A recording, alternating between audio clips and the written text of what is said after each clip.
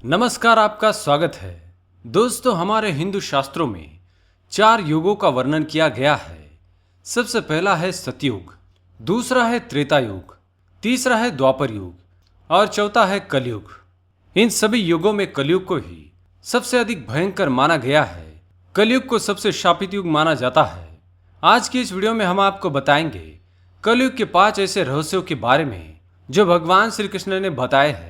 कलयुग के इन 5 रहस्यों से मनुष्य को बहुत कुछ सीखने को मिल सकता है। दोस्तों, द्वापर युग के अंत की है, जब पांडवों को वनवास हो गया था और पांडवों ने वनवास में जाने से पहले पांडवों ने भगवान श्री कृष्ण से पूछा, हे केशव, द्वापर युग का अंत चल रहा है, आप हमें बताइए कि आने वाले कलयुग की चाल या गति कैसी होगी। श्री कृष्ण कहते हैं, मैं तुम्हें इसका सीधा सा उत्तर तो नहीं दे सकता, लेकिन तुम पांचों भाई पृथ्वी का भ्रमण करो और जो कुछ भी दिखाई दे वह आकर मुझे बता दो। मैं तुम्हें उनके आधार पर आने वाले कलयुग का रहस्य बताऊंगा। उसके बाद पांचों भाई वन में चले गए।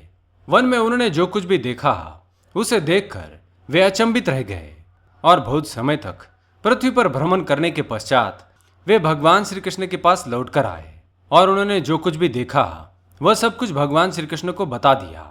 सबसे पहले युधिष्ठिर ने बताया, हे वासुदेव, मैंने तो पहली बार 2 सूंड वाला हाथी देखा।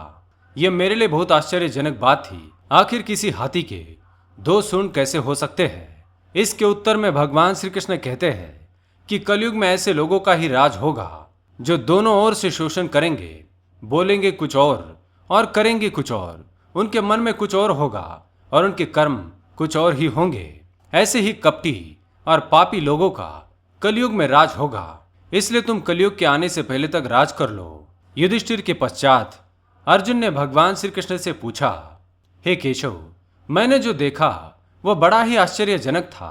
मैंने देखा कि एक पक्षी के पंखों पर वेद लिखे हुए हैं, लेकिन वह पक्षी मुर्दे का मांस खा रहा था।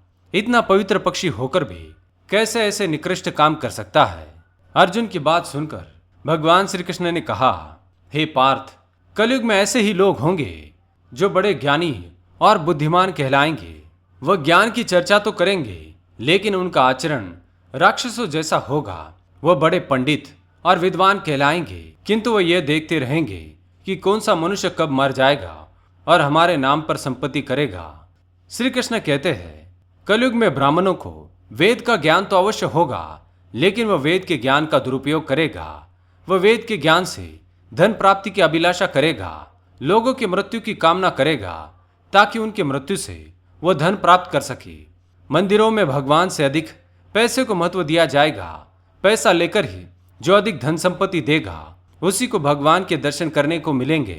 अर्जुन के बाद भीम अपना अनुभव बताते हुए कहते हैं, हे केशव, मैंने एक गाय और उसके बछड़े को देखा। गाय अपने बछड़े को इतना चाट रही थी कि उसका बछड़ा खून से लहूलुहान हो जाता है। तब श्री कृष्ण कहते हैं कि कलयुग का मनुष्य शिशुपाल की भांति हो जाएगा। कलयुग में मां की अपने बच्चों के लिए ममता इतनी ज्यादा बढ़ जाएगी, विकास का अवसर नहीं मिलेगा। मोह माया में ही घर बर्बाद हो जाएंगे।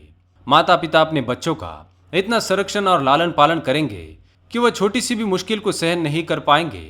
आज के समय में हम देख सकते हैं, बच्चे को छोटी सी भी चोट लग जाती है तो माता पिता बहुत परेशान हो जाते हैं। उस बच्चे का इतना प्यार से लालन पालन किया जाता है कि वह बच्चा संस्कारहीन बन जाता है और आगे चलकर छोटी छोटी मुश्किलों का भी सामना नहीं कर पाता है। भीम के बाद सहदेव ने भगवान श्री कृष्ण से पूछा, हे श्री कृष्ण, मैंने देखा कि 5 बड़े कुओं के बीच में एक गहरा कुआं बिल्कुल खाली है, जबकि ऐसा कैसे संभव हो सकता है? फिर श्री कृष्ण कहते हैं, कलयुग में धनवान लोग लड़के लड़की की शादी में, मकान के उत्सव में, छोटे बड़े उत्सवों में अपने धन का खर्च कर देंगे, परंतु पड़ोस में यदि कोई भूखा प्यासा मर रहा हो तो उसे एक रोटी भी खाने के लिए नहीं देंगे। उनके आसपास के लोग भूख से मर जाएंगे, लेकिन किसी को उन पर दया नहीं आएगी।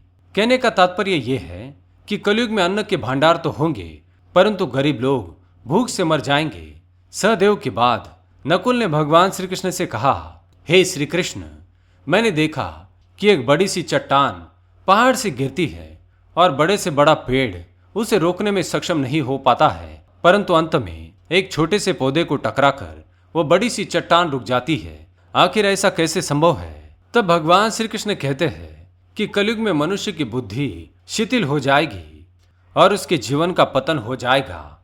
उस पतन को धन और बड़े बड़े सत्तारूपी वृक्ष भी रोकने में सक्षम नहीं होंगे।